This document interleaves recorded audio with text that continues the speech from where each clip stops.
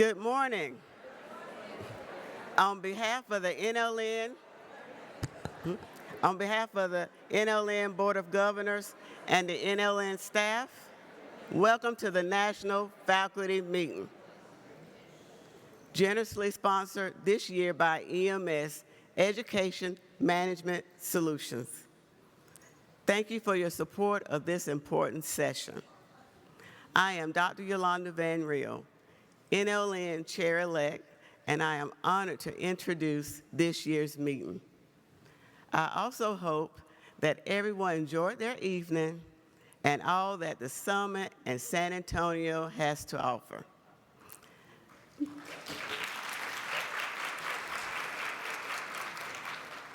Thank you again for being here.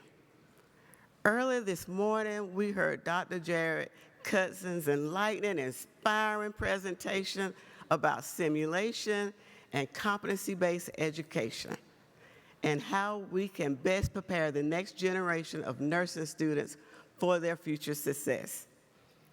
Now, I am pleased to be here with you so we can have an important conversation about developing a roadmap we can all follow to transition to competency-based education, including structure, process, and outcomes.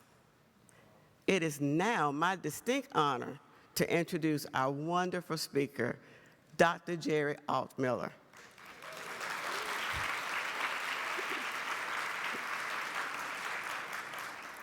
A nationally recognized expert in design and implementation of competency-based models of education.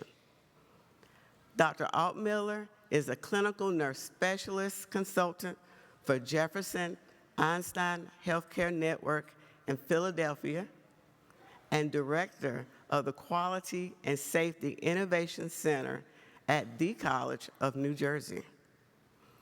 With 25 years of experience as a nurse educator, she served on the CUSN Advisory Board for over a decade and was a national consultant for integrating quality and safety into nursing curricula.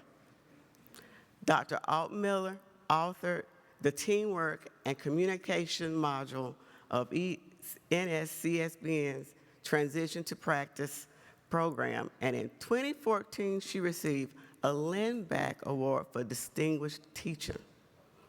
For 7 years, she led the CUSN Academic Task Force, creating opportunities for its 120 faculty members to network, share ideals, and conduct academic-focused research. Her work on constructive feedback led to the development, testing, and dissemination of support tools for nurse educators and learning tools for students to view feedback as an opportunity. Dr. Altmiller serves as a national consultant to schools of nursing, working to integrate competency-based education across the curriculum. Her research focuses on competency-based clinical evaluation, quality and safety integration, creating a just culture in academia, and addressing communication challenges in education and practice environments. This is quite a list of achievements and honors. Please welcome Dr. Altmiller.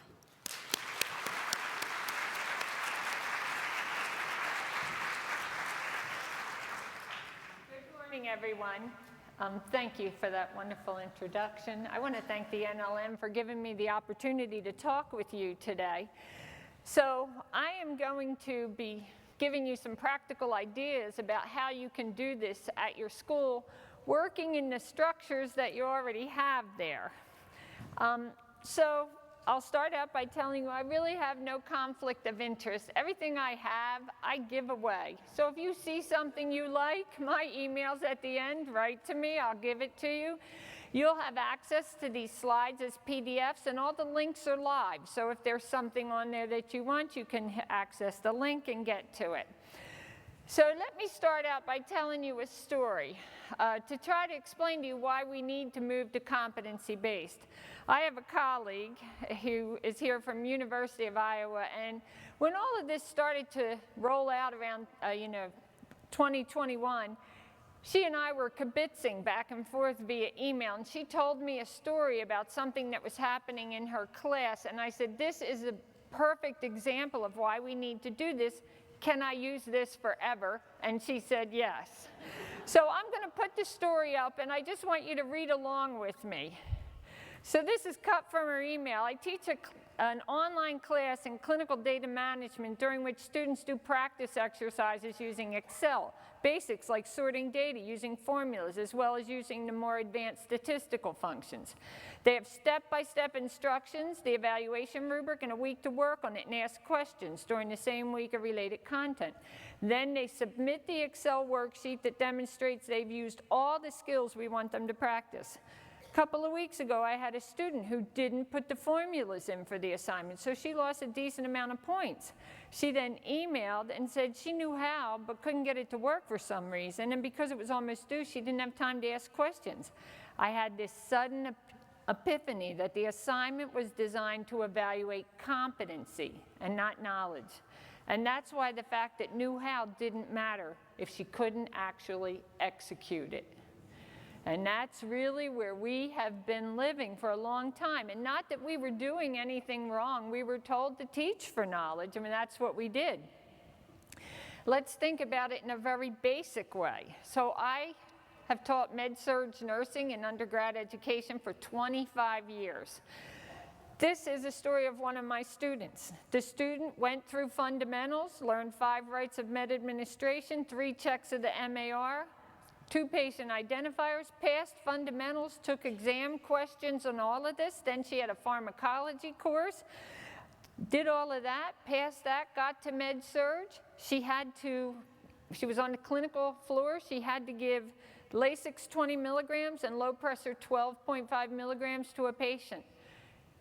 Low pressure doesn't come in 12.5 milligram tablets. It's a 25 milligram tablet. You got to cut it in half. 4 times her clinical instructor said, do you have the right dose? And every time she said yes, and they got all the way to the door and then stopped and said, you're going to make a med error. So even with all that knowledge and having passed all those courses, not competent. So to me, this is perfect examples of why we have to move this way. So we think about the different approaches. This is work by Jean Giddings. She wrote a beautiful 2-page editorial where she explained the difference between concept-based and competency-based. And she really did a beautiful job, so simple. So concept-based is where a lot of us went. That was where we were supposed to go 10 years ago. So it reflects the disciplinary knowledge of our profession, and you take one thing and link it to the past thing, and you keep building on it, and then we send our students out to all of these clinical sites and expect them to apply what they have learned. Now, competency-based is a little bit different. It's outcomes-driven. It's the expectation of what are you going to do with the knowledge that you have. So it's observable, it's measurable.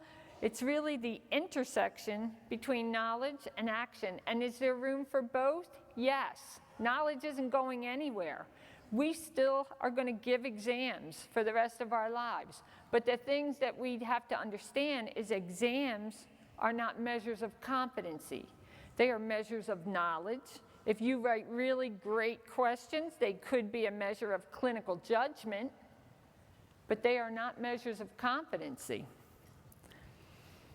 So let's look at a table that shows us traditional approach versus competency approach. So the structure in traditional has been didactic. We lecture students and hope that they glean what we want them to. With competency-based, it's a personalized plan with supports. Can we do that in these mass classes we have? It will be difficult, but we can find ways to give them personalized support. Instruction is teacher-centered in the traditional approach. It is student-centered in competency-based education. It's all about their application. What can they do with what we've taught them? Assessment and evaluation, you know, we all give final exams. We all do that summative piece in fundamentals and health assessment, right? So there may be only one opportunity for them to be successful. Where in competency-based, there's formative assessment that goes on frequently, and the emphasis is on getting that skill down and doing the performance well. Grading in traditional approach is norm referenced. You're compared to everyone in the class. We have a poor performing item, we toss it, and everybody's grade moves because you've been compared to everyone else. Where in competency-based, it's criterion referenced. Here are things you must be able to do. So we're going to measure you independent of everyone else. And then progression. You know, we all have that minimum cutoff in our programs, whether it's undergrad and it's sitting at 74 or 75, or it's graduate and it's sitting at you must earn a B. It's based on the minimum standard, where in competency-based education, it's based on safe performance in your professional context. All right, so let's think about the knowledge areas. We've been working in cognitive, psychomotor, and affective. Cognitive, we measured with Bloom's taxonomy. Psychomotor was the skills in the lab. Affective has been hard to measure. We don't have good measures for that. It's basically our judgment about the way you talk to us, you talk to each other, you talk to your patients. When you move to competency-based education, it's knowledge, skills, and attitudes, and it takes all of those things together. So think about the competencies that we want our learners to have. Provide patient teaching at the appropriate level. What does that take? Well, it takes nursing knowledge. You need to know what to teach. It takes situational awareness. Is your patient in a condition that they can actually learn today? It takes respect for what they know. Communication skills so that you're clear when you talk to them. Professionalism so that you present it appropriately and are believable. And clinical reasoning so you can connect all the pieces together. If you measured any one of those things by itself, it's meaningless. Because to be competent, you have to have all of those things together. It's the knowledge, the skill, and the attitude bundled together for you to achieve that competency. So an adaptation of Miller's pyramid, when we think about what we know, when that learner takes multiple choice questions, they're showing us they know something. When that learner can do case studies and diagnostic reasoning and solve vignettes, they're saying, I know how. This is how I would do this.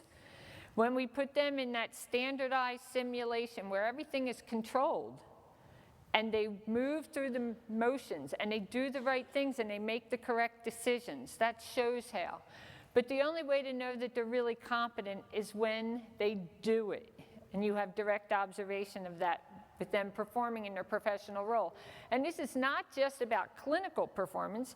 Think about a research class. Maybe you want them to build a table of evidence. When they can build a table of evidence, that's a competency. So it's not just clinical performance.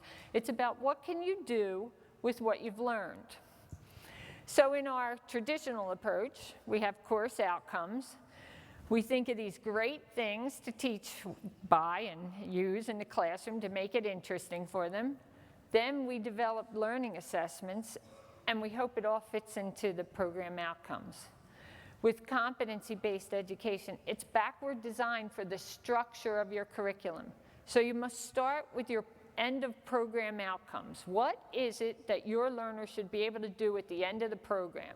So you develop those first. Then you move to your coursework. What do they need to be able to do in each class? And every course outcome should feed into the end of program outcomes. If it doesn't, there's no reason to have it.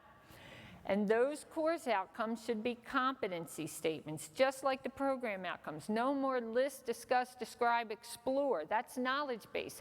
It's do things. Use informatics to. Develop plans of care for. You want them to be able to do something at the end of the course. Once you know what you want them to do, you develop the learning assessments. How will I know that they can do this? Whether it's papers, it's projects, it's clinical performance, whatever it's going to be, you make that determination as the educator. And then you develop the learning activities so that they can be successful. Once you start to put your infrastructure in place, you have to think about mapping your curriculum for where it's at. We could spend an hour talking about how to do this, but it's going to be down and dirty in 1 minute. Here we go. You've got to have a mapping tool. Try not to make it complicated. An Excel file will hold a lot of data. All right, everybody maps the courses they know best. So for my curriculum, I mapped 4 courses. Took me about an hour and a half each. What do you use? Your course syllabi. You think about the things you do in class. You think about the activities you have, the assignments you have. Okay, so then you map it. You have a colleague verify it. Exams should not go on that because that is not competency. Quizzes should not go on that. Answering application level questions is not demonstrations of competency. You want this mapping to be just what's in your curriculum right now that is competency-based. This way you can see what you have, you can see what you need. The whole time you're doing it, you're writing notes because your wheels should be turning. Oh my gosh, I have them watch a video.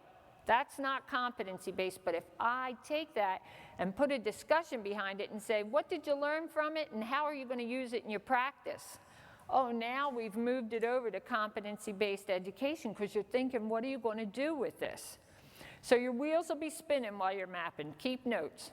Once it's all done, it gets folded into a master map. So you had every course on a separate sheet of Excel. Now you put it together. I had the good fortune of having a MSN in nursing education that we were precepting. And I said, oh, this is a great chance for you to learn about curriculum mapping. So she cut and pasted everybody's course into the master map. And now at this point we could see, here's what happens in NUR 220. Here's what happens in 230, 240, 340. And we could see, is there adequate layering at the beginning, middle, and end of the program? And we could also see where we had big blank boxes. All right, from that, we analyzed it. That was the brutal part of it. We found, looking at our map, that we had 2 courses that had the same paper in them. Holy cow, how did that happen for so long? No student ever told us. And why would they? Why would they? Writing the same paper twice. But the thing is, you teach your course and you're not really looking at other people's courses. That mapping becomes a living document. Now I can see everything that happens in our curriculum. All right, and then you have that hard conversation, like we've got things we need to do, we've got redundancy we need to pull out, we have things missing, and make decisions. So this is in a very short editorial in Nurse Educator. I put the link to it in there. You should be able to access that. So that's it very quickly. We could talk a little more. But what I want to tell you is while you are mapping, a good thing to do is if you are in undergrad education, think about the hospitals that the majority of your students go to work at and invite the directors of the nurse residency program to a 30-minute Zoom meeting. Ask them 2 questions. So we have done this at several schools that I've been working with. I'm going to tell you, collectively, they say the same stuff. It's been very interesting, and I've been putting that information all together.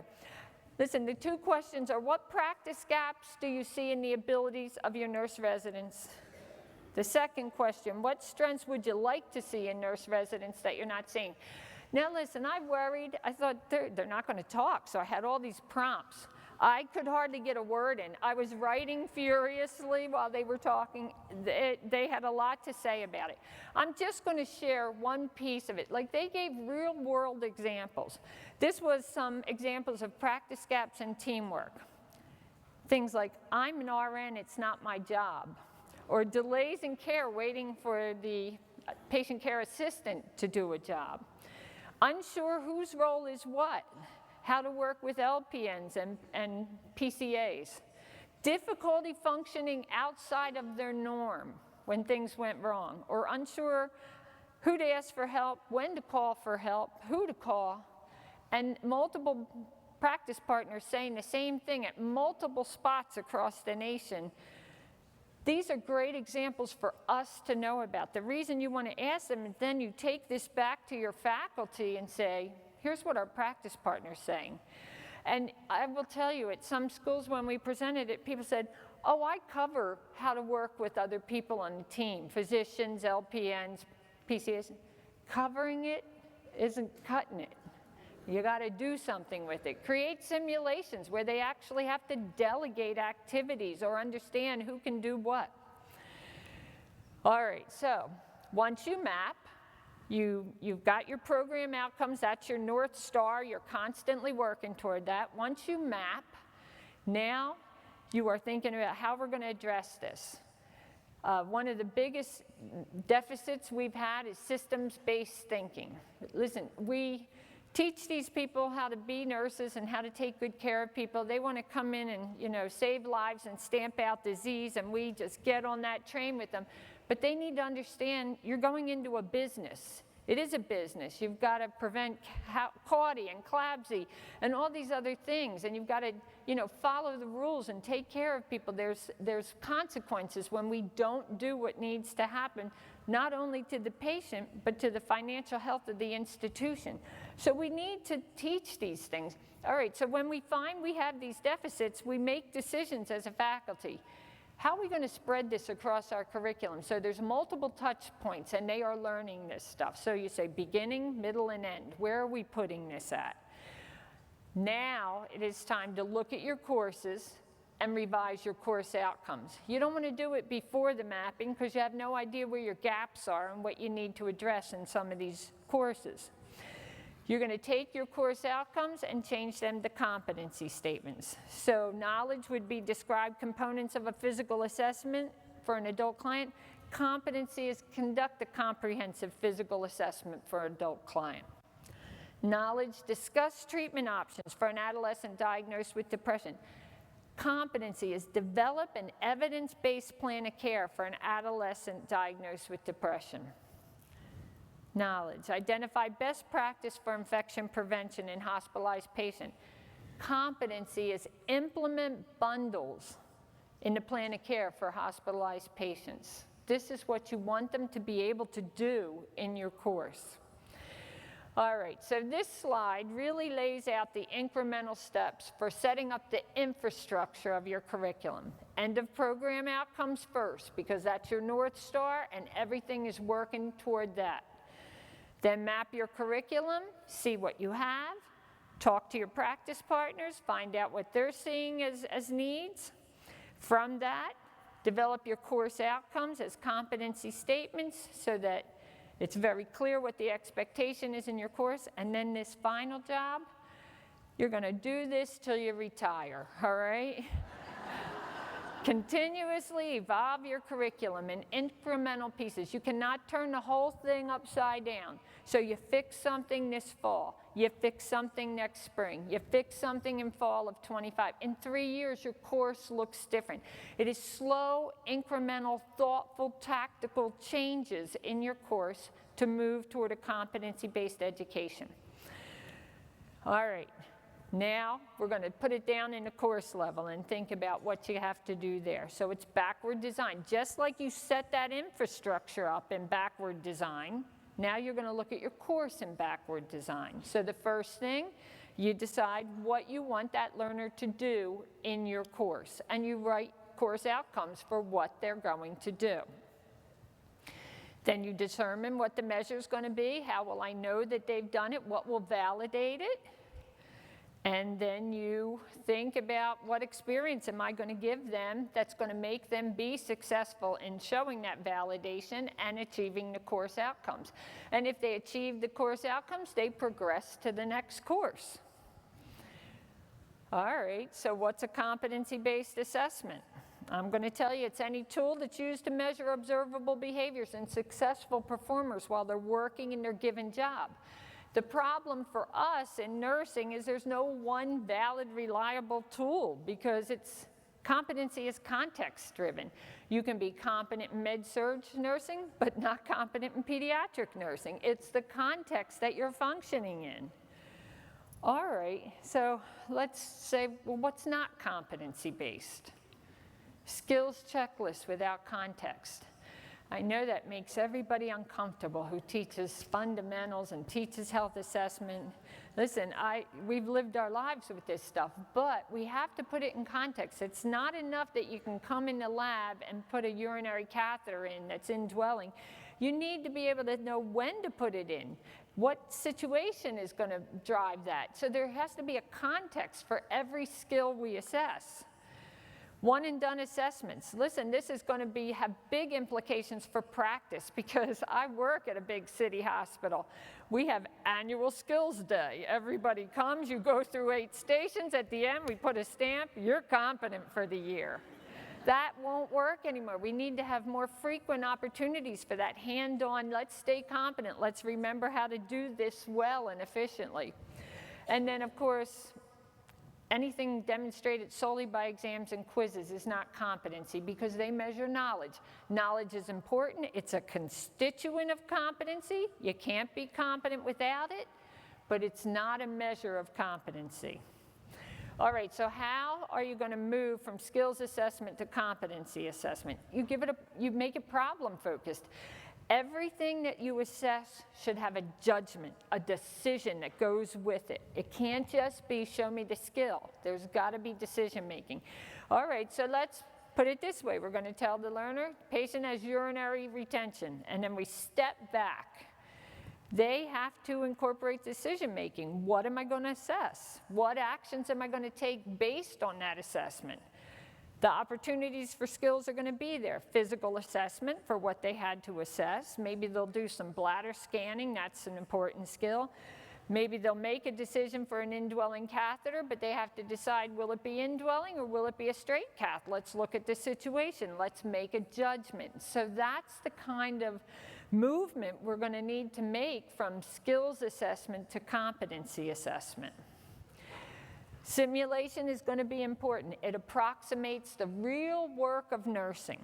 So remember, competency is on a continuum, just like us. I think about my first year teaching. It's embarrassing to think about, but 25 years later, I'm a little better at it. So, we're constantly moving on that continuum. So think about component complexity, where they start. You do a focused assessment. You say to them, the patient has asthma. Assess them, prescribe the treatments. If it's undergrad, write a treatment plan or write a teaching plan for them. Okay, it's like a check-in. Let me see that you know what you're doing. As they move through the program, it's going to get more complicated. Coordination complexity. You're going to introduce them to a patient, not tell them what's wrong, and say assess them, identify their health problem, and then put together a plan for them. So how are we going to measure this? We're going to do it with rubrics. And the rubrics can't just be do the skill. The rubrics have to have judgments in it. And those judgments will be the anchors. Let's target judgment. Let's see if they can make the right decisions. And as the complexity increases, the expectation has to be more clearly defined. Not every single thing needs to be graded. We're going to do lots of activities that are going to be formative while they're learning and practicing this stuff. How about rethinking how we teach? So this is the work. I work with Colorado University. I love those people. So we had a day where we just brainstormed. We broke into groups, beginning, middle, end, and graduate. And we started to target some of the things that we needed to build competency in. So this was the work of the group that was huddled in the beginning. Their job was to figure out how learners can identify correct infection control practices. So they came up with this idea. After everybody huddles for 20 minutes, you have each table present, and from that you make decisions about what you're going to do in your curriculum. This was their work. They identified a teaching strategy that I thought was brilliant. They said they're going to take their fundamental students, put them around a table in groups of 6 or 8. They're going to put all the PPE possible in the center of the table. Then each group is going to get a scenario, and they have to decide what PPE they need. Everybody in the group instructs one person as they put it on. Then each group presents, this was our scenario, this is the PPE we picked, and everybody gives feedback and talks it through, and it's a great time for any kind of correction. I said, oh my God, that's so smart. why don't you guys submit that to Nurse Educator for their teaching strategies? It's like 250 or 300 words, and it's little blocks. And this way you share your idea with everyone across the nation. And they said, yeah. And then I flew home, forgot about it. I'm thumbing through Nurse Educator, and I see it. I'm like, oh my God, they actually did it, and they did a beautiful job. And that's what we need to do. We don't have a blueprint to this. This is all going to come out of the innovative thinking of us as faculty. So we got to think it up. We got to see if it works, and then we got to publish it so that everybody can use it. We got to share across the nation what we're doing. All right, so then how do you do this thinking about beginning, middle, and end? You want to have multiple touch points for the learner to be competent. So let's take something about, ethical comportment in nursing practice. We want everybody to be ethical. So how might we do it? Now, this is just my idea spitballing, but you can think in a group. You have a faculty meeting, dedicate an hour, split into 4 groups, beginning, middle, end, and graduate, and think, how would you address this? So maybe at the beginning for this, you write a paper about the development of the profession of nursing, all the nursing organizations. There's so many. What are they about? Why, where are they focused? So that's a good way to learn about your profession. Then maybe in the middle, they're doing self-evaluation on their clinical courses, and these have to be competency-based clinical evaluations. Maybe in class, they're addressing ethical dilemmas with direct patient care, thinking about social determinants of health.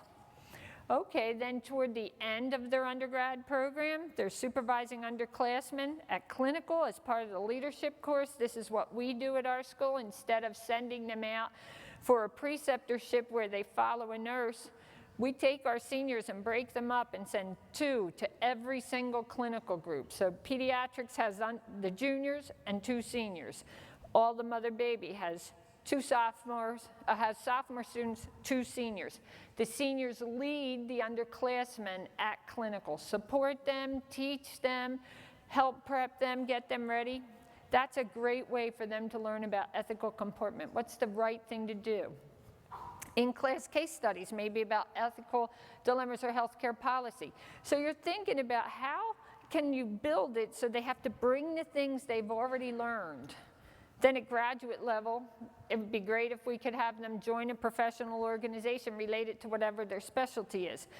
Or maybe write a paper about a healthcare policy that addresses an ethical dilemma.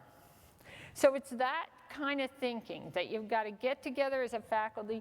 This is a group problem. It's not just, the undergrad faculty or the graduate faculty or the DMP faculty, whatever it is. It's everybody together thinking collectively. Types of assessments, there's lots of different things you can do. I would tell you that testing and quizzes has got to be there because we have to protect our pass rates and we have to protect our certification rates with grad education. But there has to be other assessments that let them see, that lets us see that they can do the work. So when you think about how all this connects, you have a learning experience. That's defined in the rubric. The rubric defines the competency. The competency defines the course outcome. The course outcome defines the end of program outcome. And your end of program outcome should define practice. And it works the other way back. Here is competency for practice. Our end of program outcome should define that. Then our course outcomes should define the end of program outcomes. Then those course outcomes are defined better by the competencies they have to achieve. Those competencies are defined by the rubrics we use, and those rubrics define what the learning experience is going to be. So everything is connected, everything has meaning. All right, so that's it in a nutshell. I could stop here, but the thing is we have a lot of work to do. So how is this going to happen?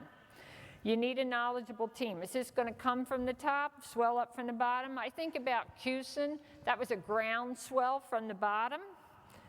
But you need that top down too to say this has to be done. We've got to move this way. The vision has to be shared by everyone. It cannot be just a team of 5 people at your school doing it. Everybody needs to collectively participate in each part of the steps that make your curriculum competency-based. So a faculty leader has to step forward. What I would say about that faculty leader is they need to be a consensus builder. They don't have to know everything. They just have to be willing to learn and develop.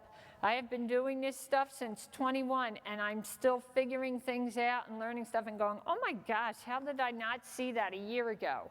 So be willing to learn as you go along. Once that faculty leader steps forward, you got to create a team around you. Having varied degrees on the team is really helpful. You need the PhD to bring the research piece, the EDD because they've had curriculum development and curriculum assessment courses. You need the DMP for the clinical practice piece. You need the MSN for their expertise in their degree. So everybody needs to be represented on the leadership team. And then you make a plan. This is what we're going to do in fall of 24. This is what we will do in spring of 25. This is what we will do in fall of 25. And you plan it out for how you're going to get the work done.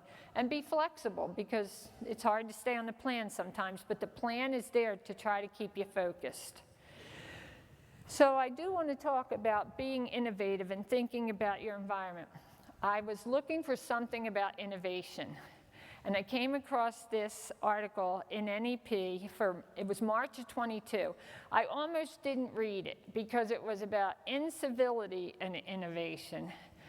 And I said, no, I really want innovation, but I did read it anyway, and I'm really glad I did. They made a really good point. Senior faculty, which I consider myself senior because I'm tenured and full professor, it said senior faculty squelch the innovation of newer faculty when they say things like, oh, we can't do that here. Oh, that'll never work. We tried that before, it didn't work. And I read it, it was an upsetting moment because I said, holy cow, do I do that? Do I do that to the new people at my school? So I think we really need to think about that. Eliminate the deterrence. The craziest idea in the room just might work. So I think we need to, listen, I come from New Jersey. The highlight of my education career was snow days. I waited for them. I prayed for them. Give me a snow day. We're never going to have a snow day again because with COVID, we figured out how to teach online. How did we not see that before? How did that not come to us? But think about, that kind of disequilibrium really creates some great opportunities. All right, what is leadership's role in this? You need to have administrative engagement to de-implement some of the stuff you've been doing forever. Provide some opportunities for faculty learning and mentoring to help create that infrastructure. And I would say to leaders, it's not enough to be an ally. You've got to accompany people on this journey. Get down in the weeds with them sometimes. All right, what's faculty role? You need a faculty leader to step forward. They're going to do research translation, implement evidence-based teaching. I would say don't let your program success impede you from doing this work because we need to move this way. And I would say this is an opportunity for your promotion and tenure. There's so much to be done. There's so much to be looked at and evidence to be built around this, ideas to be shared, that this can really be something that you publish on and really create a body of work around.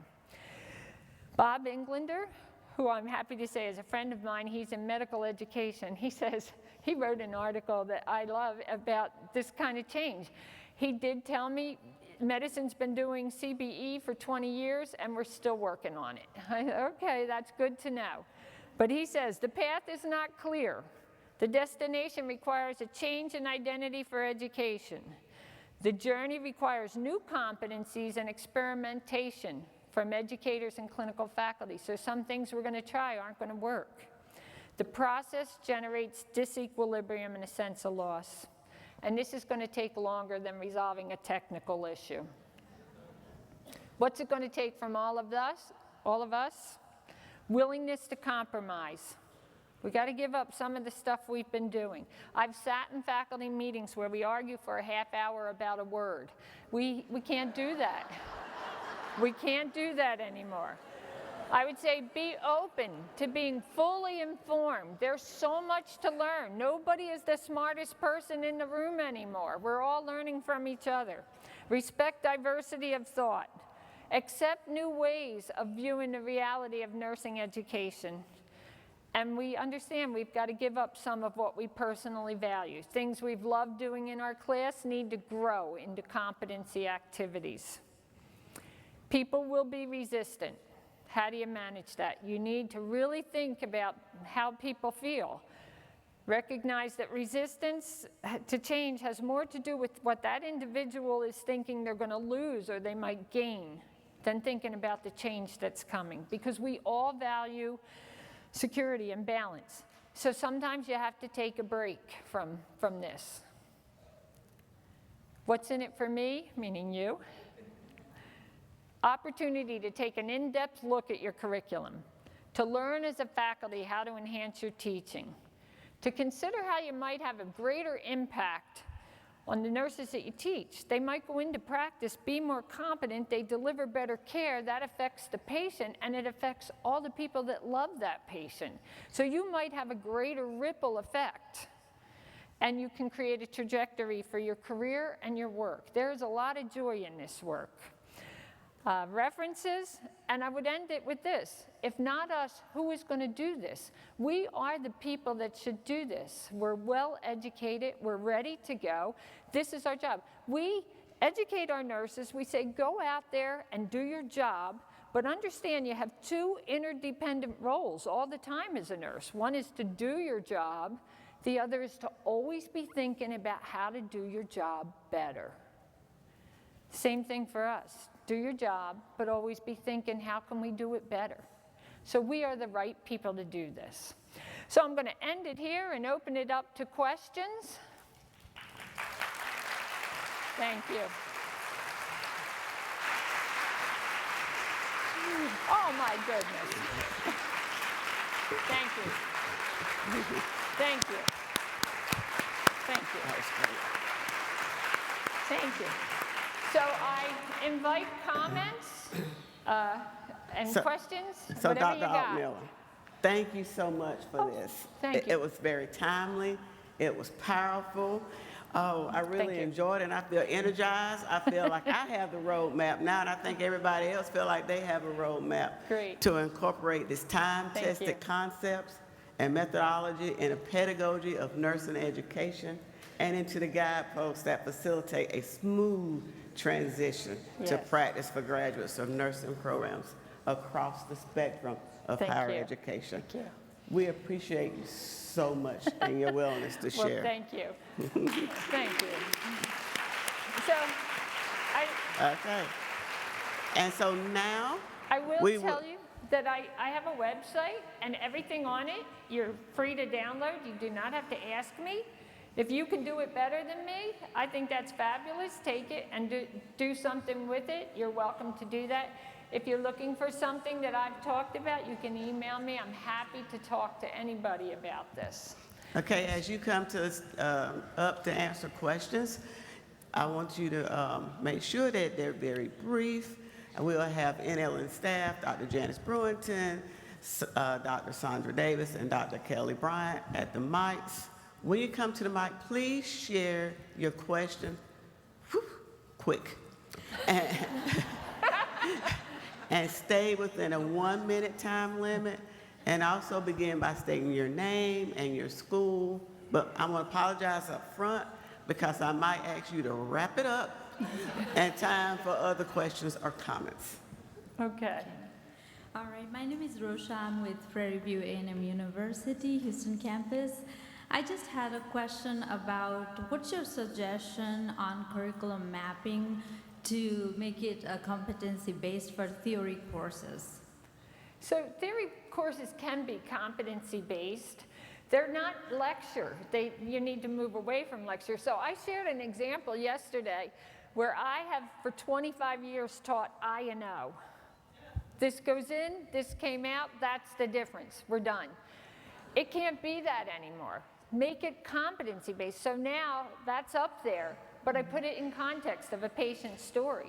And now the questions pop up. What's the fluid balance? So they do that, but that's where I used to stop. Let's go further. The next question pops up. Is this working? Is the diuretic regimen effective? Now we've got to talk about it and think about it. And they got to think, why are we even doing this? And then the next question, what else do you need to assess? Well, if he's getting a diuretic for blood pressure, you need to assess the blood pressure. So it ties into things that you've been doing. So you can look within your theory course and say, what stuff am I teaching them that I could actually have them stop and do it and think about it in context? And I would tell you there's still going to be a need to explain stuff and teach stuff, but then there needs to be a moment to step back and say, now do something with it. Teach me 3 or ask me 3. It's making them stand up and tell you how they would teach a patient about that illness. Like there's opportunities for us to bring things into our theory class that make them apply what you just taught them. So. And for the evaluation purposes, like, because our majority of the evaluation is done based on the exams, which we can't include in the competency-based. So is it just for the classroom and also both, like, you should be now starting to evaluate based on those activities? So I would say not everything has to be a graded or evaluated opportunity. It's a chance to practice and you give the feedback. So we do Ask Me 3 at the end of every class. And the students get stuck sometimes, and then I say to the class, anybody got some help here? Or I give help, or I say, that was great, and you can add this or that. So it's that formative piece that they're practicing, but you're giving feedback. So not everything has to be a graded assignment. Got you. Thank you so much. You're very welcome. Liz Nutter, St. Martin's University. It's more of an ask so you don't get 1,300 emails. Can you share your slides with the committee, and so that way we could just download them? Because Absolutely. I would love to take those back and share with my faculty, so My thank you. understanding is they are shared. I did give them to NLN to share them as PDFs. And the reason they're PDFs is because then all the links are live. So there's certain articles and things that are free. You just click on the link, it'll take you right to it. So I do think they're available. Thank you. You're very welcome. They're not? Yeah. Well, we'll make sure that they are. I promise. There you go. Hello, thank you Hi. so much. My name is Rachel Davis. I'm from Laterno University. It's in Longview, Texas, very small. So I am new to nursing education, and I've listened to you twice now, and you've got tons of great information. I appreciate it. Thank you.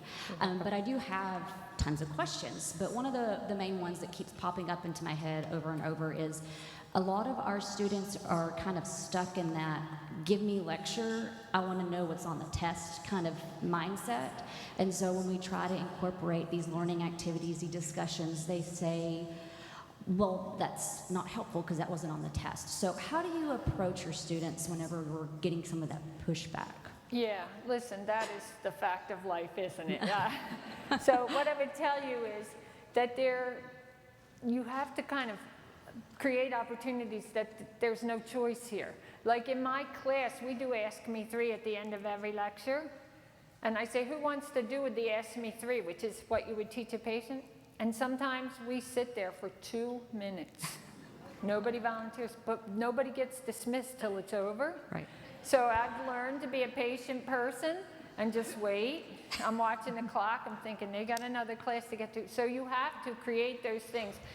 Listen, the other thing is we have to teach them from the beginning, be responsible. You know how you give your clinical evaluation to your learner, and they do their self-evaluation, and you have yours, and then you have to provide all the evidence for the scores you gave? Let's flip that. We tell them on the first day of clinical, we want to grade you very well. You need to collect the evidence throughout this semester. Keep a list of who you took care of, what you did, how you did, problems that you solved, so that when we sit for your evaluation, you have all this evidence to support why you have a passing grade. Like, we really need to put it on them instead of on us now. Right. So there's small things that we can do to get them ready to the point that this will become the norm. I will tell you, we put a practice in at my school. It almost started a riot in the spring of 2022.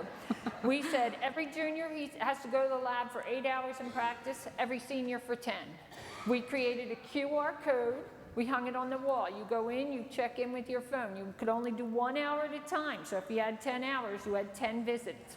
This created planned and repeated practice so that we didn't kill our lab staff. We went to the college and we said, we need 6 part-time student jobs. Will you supplement that? Because they want students to work at the college. They did. We paid them. They worked 9 hours a week, each one. We paid them minimum wage. It became the most prestigious job in the school. Seniors were dying to get this job because it looked so good on their resume. Those 6 seniors manned the lab and helped underclassmen set up to practice. That first spring semester, we got so much pushback. What are you sending me to the lab for? You're not paying me, I'm not getting credits for this, like what's this about? And our message collectively was, we care about you. We all said, we care about you. It was such a big, we care about you. We want you to be good at this. When we got to fall of 22, it was just expected. Everybody did it. Now, this is the routine that's sustainable at my school. People clock in.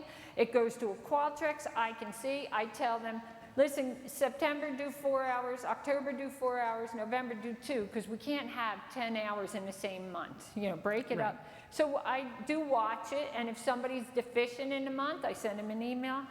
You know, you're a little short. Try to get to that lab and get to practice. And listen, it's been great. Here's what changed.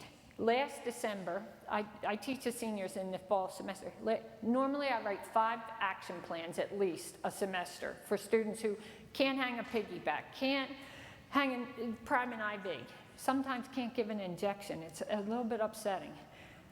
I didn't write 1 action plan last December because these people are going and doing planned and repeated practice. And that's what competency is about, creating structures so that they have those opportunities for planned and repeated practice. So it's a bit at a time, you know? Thank you. Thank you so much. Changes. Thank you. So we'll have time for one more question, and we will try, depending on the length of the response to this question in the back, you might get maybe to go. You didn't say anything about long-winded answers, right? Okay. All right. Hi, I'm Tona Leiker with Chamberlain University and mostly failed retirement. Thank you so much for these, excuse me, aha moments today.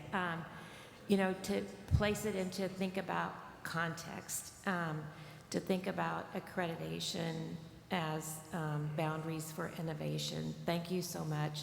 My question to you is, as you do this work and work with schools and advice to us, the importance of documenting what you've done and how you've changed this. So what advice do you have for programs who do all of this work to succinctly document the work they're doing? Obviously, the curriculum mapping shows that, but you talk about change this one semester and this one semester. How do you look at that over time? So I'm so glad you asked that because I neglected to say.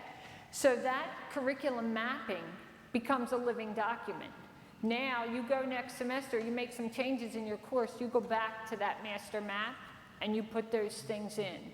And each year that map should be revisited and people put their piece in. So when your accrediting body, whoever that is, comes and they say, show us where competency-based education lives in your curriculum, you are handing them the Excel map that documents everything old and new that's been going on in your curriculum. And anybody, you make it a Google Doc so everyone has access.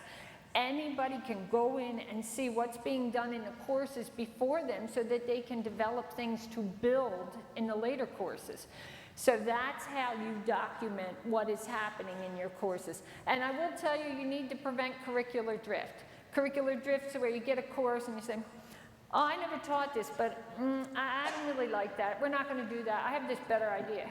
That's drifting away from the curricular plan. So what I would say is if you have an idea, we want people to be innovative and change things, but your ADN, BSN, MSN, DMP committees need to be the forum where you take your idea and say, I have this idea, I want to take this assignment out, but I want to put this in because it's more competency-based.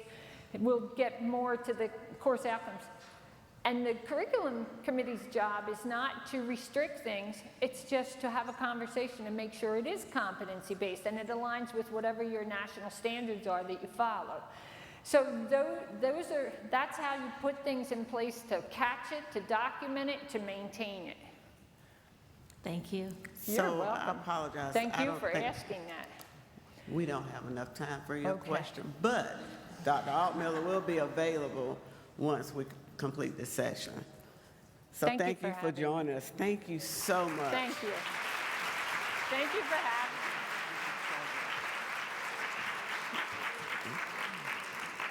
Whew, this was an important dialogue. Is this going? We're not finished yet. Just a second. Before we conclude the National Faculty Meeting, I would like to invite NLN President and CEO, Dr. Beverly Malone, on stage to say a few words.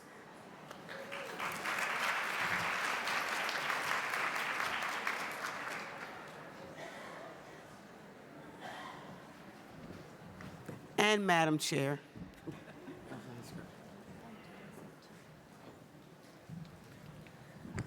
Dr. Janice Brewington, where are you? We need you up here, please.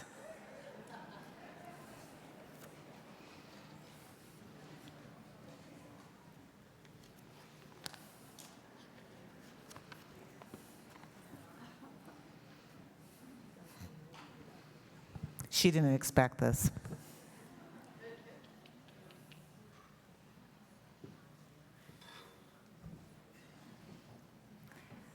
Dr. Janice Brewington is the Chief Program Officer for the National League for Nursing.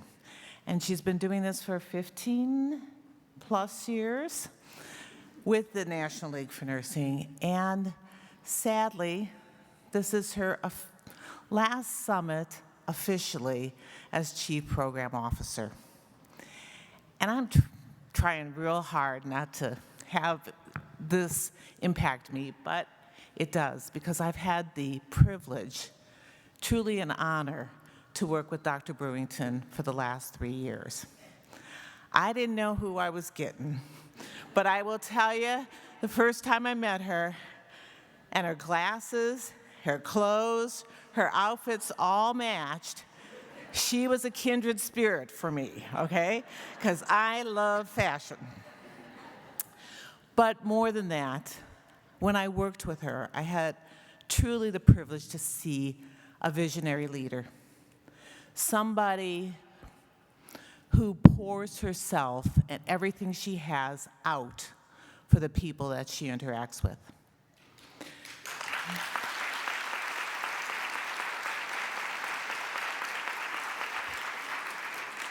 I was thinking about some words that described her this morning, and I wrote them down because I knew I wouldn't get through this without getting tearful. So, leader, absolutely. Visionary, humble, kind, inclusive, joyous. And we've heard a lot about joy. She epitomizes joy. Excellence, and icon. And I mean that very, very sincerely, and I know I speak on behalf of the Board of Governors in all that I'm saying. All of us have had the chance to work with her. She brings out the best in people. She pretends like you're doing the work, and she's guiding you the whole way into where you need to be. She was recognized in the Academy of Nursing many years ago, but last year, she was recognized as a living legend.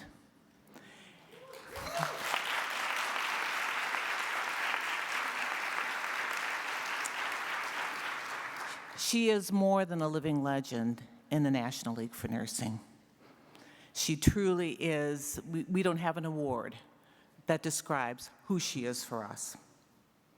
I will tell you that she has birthed many leaders, and I don't know how many have been in the LEAD program, but if you are in the LEAD program, would you have been in the LEAD program, would you stand up? Look at this. And we don't even have the full 1,300 people here. So she has birthed many new leaders, but I will tell you personally that she has fashioned experienced leaders into better versions of themselves. She has poured her heart and soul into the NLN, into nursing education, and the profession itself. We are grateful that she has shared so many of her gifts with us. Her legacy will live on in the National League for Nursing, in the work that she's done, the LEAD program, the leadership that she has established at the NLN. But her presence, her humor, her kindness, and definitely her fashion will be sorely missed by all of us. While she says she won't go too far, I know that she's going to get a well-deserved retirement, maybe. I'm hoping maybe she thinks about it and comes back. But I will tell you that I would love everyone to stand up and give Dr. Brewington an ovation.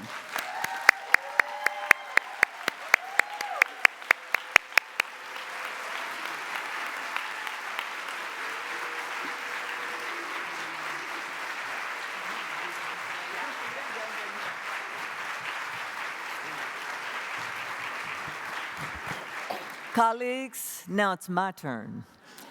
I've known Dr. Brewington since I went to North Carolina in 1986 to become a dean of nursing. Had never done any deaning in my life. And so for the first 2 years, it was solo endeavor and someone who was a part-time dean, assistant dean. But into my life walked Dr. Janice Brewington. She was not doctor at the time. She was working on it. And she worked with me for, how long did we work together? 10 years. 10 years. I was dean of nursing at North Carolina A&T State University for 10 years. And Dr. Brewington was my assistant dean, and we got into good trouble. We did a very nice job of developing consternation within the campus of the university. And a lot of good things happened, too. So then we parted ways, and we kind of went on. She became provost, just a little thing like that of the university. And I went over to England and did a few things, and president of the ANA and all of that stuff. And I came back to the United States, and we were very loosey-goosey in terms of NLN, and I wanted that stability and brilliance of the leadership of Dr. Brewington, but I didn't believe that she would leave Greensboro, North Carolina full-time, so I just asked her to come for 1 year. And she said, okay, I'll come for a year. And so when the year was up, she went back home, and so I noticed the deficit. And Elaine Tallerini wasn't too far behind and was working with us, and so I invited Janice back to work at the NLN, and she said she'd have to think about it. And you have to know the way she said, I have to think about it. And so being the strategist that I am, I called her husband. And I said, Pete, I want Janice here to work with me. I need your permission, your blessing, and your help in terms of getting her to work here. So I got Pete on my side, and he's Dr. Pete, and he's an ophthalmologist, by the way, and takes care of all her glasses forever. And so one day, Janice was on the phone, and we were discussing her coming back to the NLN, and she said, Bev, you're talking like I'm already coming, like I've already decided to come. And my answer to her colleagues was that, well, God's already told me that you're coming. I'm just waiting for him to tell you.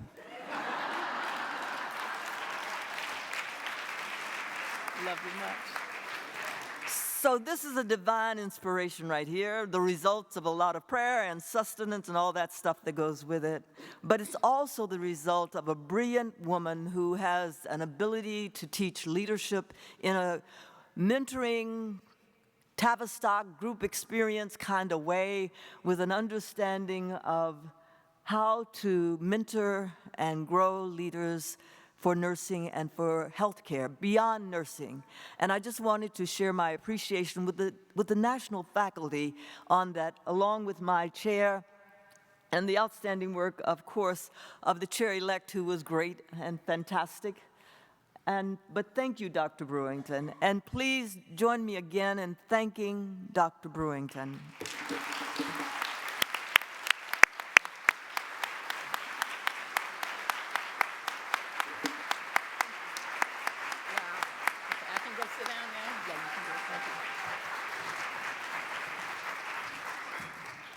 Thank you, Dr. Sharpnack and Dr. Malone. We wish Dr. Brewington all the best in her retirement. This concludes the National Faculty Meeting, but next on your agenda, we have more concurrent sessions followed by lunch, exhibits, and posters. Oh my. Then there will be more concurrent sessions this afternoon with the honors convocation at 6 p.m. And then we'll wrap up the summit with the NLN chairs closing gala reception, which starts at 7:30. I hope to see you there, and I hope you bought your dancing shoes. I had to switch mine, but I hope you got good shoes because we're gonna dance. So thank you again.